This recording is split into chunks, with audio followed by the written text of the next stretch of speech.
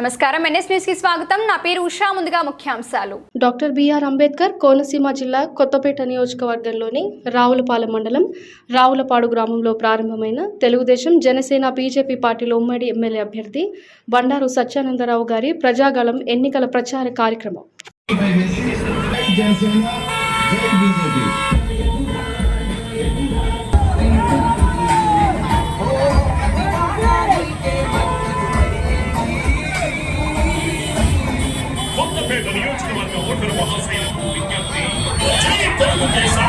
Jai Janasena, Jai BJP.